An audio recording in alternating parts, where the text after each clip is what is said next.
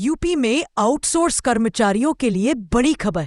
न्यूनतम वेतन निर्धारित कब से लागू। उत्तर प्रदेश की आउटसोर्स कर्मचारियों के लिए बड़ी खुशखबरी सामने आई है। उत्तर प्रदेश राज्य की सरकार ने आउटसोर्स कर्मचारियों के न्यूनतम वेतन को लेकर एक बड़ा फैसला लिया है, जिसके तहत विभागों में काम कर रहे आउटसोर्स कर्मियों को 18,000 रुपए महीने का वेतन दिया जाएगा।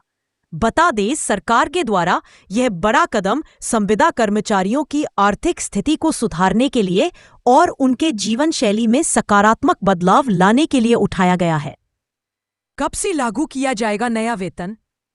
उत्तर प्रदेश सरकार के द्वारा जारी किए गए नए आदेश के अनुसार बढ़े हुए वेतन को 1 अगस्त 2025 से लागू किया जाएगा।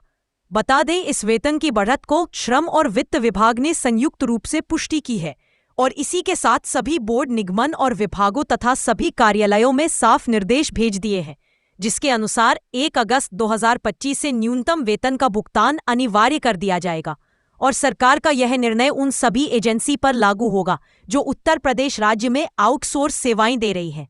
अभी सुनिए।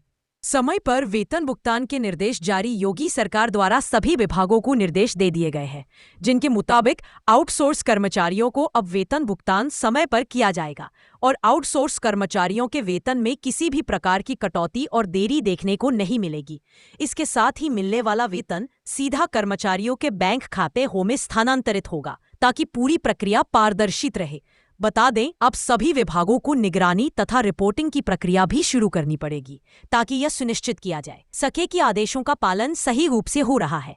समान कार्य के लिए समान वेतन की नीति को दिया गया बल। इस कदम को उठाने का सीधा मतलब समान कार्य के लिए समान वेतन की नीति को मजबूती देना है।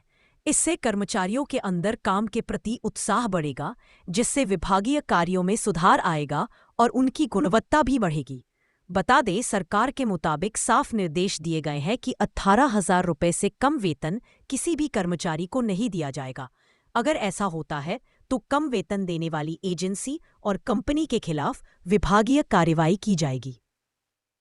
सरकार की संवेदनशीलता, कर्मचारियों का आभार। उत्तर प्रदेश सरकार द्वारा वेतनमान को लेकर लिए गए बड़े फैसले से साफ पता चल रहा है कि सरकार अपने कर्मचारियों की समस्याओं को गंभीरता से देख रही है, जिसके चलते कर्मचारियों में भी खुशी की लहर है।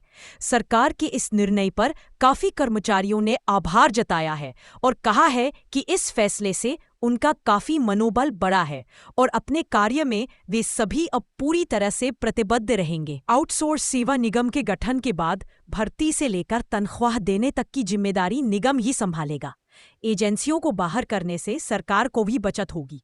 इसके साथ ही कर्मचारियों के भी सेवा लाभ बढ़ेंगे।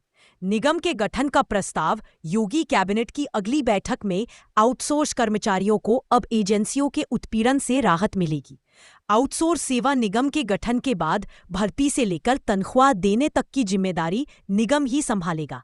एजेंसियों को बाहर करने से सरकार को भी बचत होगी। इसके अलावा कर्मचारियों के भी सेवा लाभ बढ़ेंगे।